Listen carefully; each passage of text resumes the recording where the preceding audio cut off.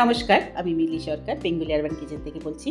আমার ইউটিউব ফ্যামিলির সকল দর্শক বন্ধুরা কাছে দূরে যেখানে যে আছেন সবাইকে অনেক অনেক প্রীতি ও শুভেচ্ছা জানিয়ে শুরু করছি আজকে আমার রেসিপি। আজকে আমি বানাচ্ছি মাছের ডিমের বড়া।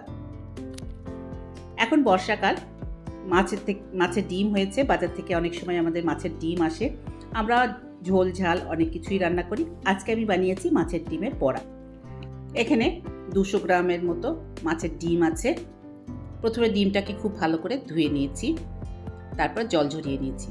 তারপর আমি এর মধ্যে দিয়ে দিচ্ছি নুন, স্বাদ অনুসারে 1 চামচ নুন দিয়েছি আর আধা চামচ হলুদ গুঁড়ো।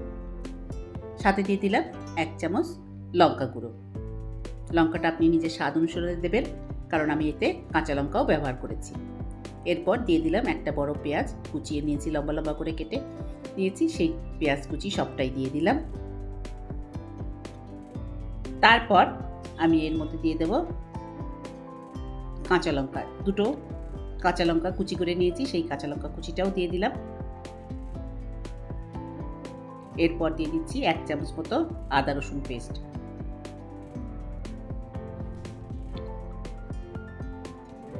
তারপর আমি এর মধ্যে দিয়ে দেব বেসন।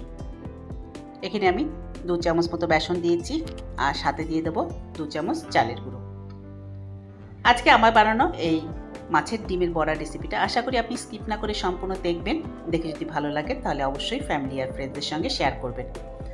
আপনারা যারা আমার চ্যানেলটাকে সাবস্ক্রাইব করে রেখেছেন তাদেরকে জানাই অনেক অনেক ধন্যবাদ। আর যারা যেসব বন্ধুরা আমার চ্যানেলটাকে এখনও সাবস্ক্রাইব করেননি তাদেরকে বলছি, প্লিজ আমার চ্যানেলটাকে সাবস্ক্রাইব করে আমার পাশে থাকবেন। এরপর সবগুলোকে একসঙ্গে করে খুব ভালো করে মেখে নেব। এই মাখার ব্যাপারটা হাত দিয়েই করতে হবে, তাহলে খুব ভালো করে মাখা যাবে। খুব ভালো করে মাখা হয়ে গেলে এরপর যাব বড়াগুলো ভাজার জন্য। এবার বড়াগুলো ভাজার জন্য আমি একটা প্যান বসিয়ে দিয়েছি। আপনি চাইলে কড়াইতেও এটা ভাজতে পারেন। প্যান যখন গরম হয়ে যাবে তখন আমি এর মধ্যে দিয়ে দেব সর্ষের তেল। আমি বড়াটা ভাজছি সর্ষের তেল দিয়ে, আপনি চাইলে সাদা তেলেও এটা করতে পারেন। তারপর প্যানটা নিয়ে তেলটা ছড়িয়ে দেবো এইভাবে করে। এরপর যে ডিমের জন্য যে মেখে রেখেছিলাম মশলা দিয়ে, সেইখান থেকে নিয়ে ডিম আস্তে আস্তে করে এইভাবে করে তেলের মধ্যে দিয়ে দেবো। দেওয়ার সময় একটু খেয়াল করে দিতে হবে, একটু ফাঁকা ফাঁকা করে দিতে হবে, নাহলে একটার সঙ্গে একটা লেগে যাবে, তাহলে উল্টাতে বেশ অসুবিধা হবে।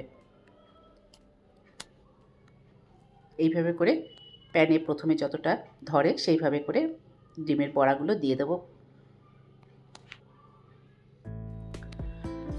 ডিমের বড়াগুলোকে প্যানের মধ্যে দিয়ে দেওয়ার পর কিছুক্ষণ অপেক্ষা করব, যাতে একটা পাশ বেশ ভালো করে ভাজা হয়ে যায়। সাথে সাথে উল্টাতে গেলে লেগে যাবে। আর এটাকে কম আঁচ করেই ভাজতে হবে, তাহলে ভেতরটাও বেশ ভালোভাবে ভাজা হয়ে যাবে। মিনিট 2-3 পর এবার সবগুলোকে বড়া উল্টে দিচ্ছি এইভাবে করে।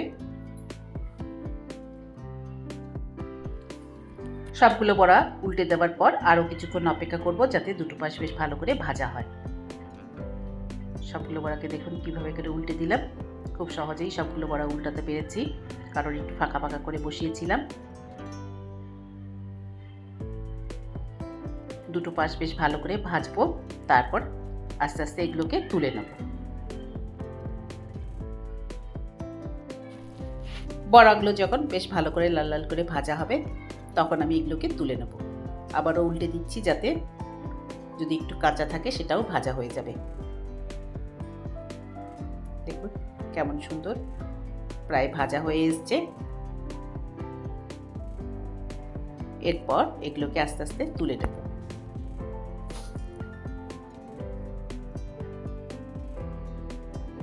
বড়া ভাজা হয়ে গেছে, এবার আমি আস্তে আস্তে তুলে নিচ্ছি।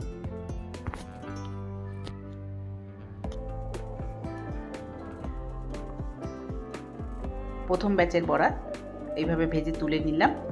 এরপর তেল তো রয়েই গেছে প্যানে, এর মধ্যে দিয়ে দেবো আবারও কিছুটা বড়া, সেগুলোকেও এইভাবে করে ভেজে নেব। আর ভাজার সময় এই কথাটা মনে রাখতে হবে, আঁচটা কিন্তু কম করে করতে হবে, তাহলে বেশ ভালো বড়া তৈরি হবে। তুলে নিলাম সবগুলো বড়া। প্রথম ব্যাচের বড়া তুলে নেবার পর এবার দিয়ে দিচ্ছি আবারও কিছুটা বড়া এই তেলের মধ্যে।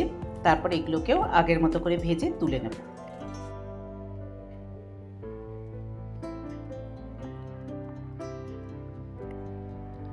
আর এভাবেই খুব সহজেই তৈরি হয়ে গেল আজকে আমার বানানো গরম গরম মাছের ডিমের বড়া। এই রকম ডিমের বড়া ভাতের সঙ্গে তো খেতে ভালোই লাগে, ডাল ভাতের সঙ্গেও খেতে ভালো লাগে, আর এমনি এমনি চায়ের সঙ্গেও কিন্তু এটা খেতে দারুণ লাগে। আজকে আমার বানানো এই ডিমের বড়ার রেসিপিটা আশা করি আপনাদের পছন্দ হয়েছে। যদি পছন্দ হয়ে থাকে তাহলে অবশ্যই লাইক করবেন, শেয়ার করবেন আর সাবস্ক্রাইব করে আমার পাশে থাকবেন। আবার দেখা হবে নেক্সট ভিডিওতে অন্য কোনো রেসিপি নিয়ে। ভালো থাকবেন। Thank you.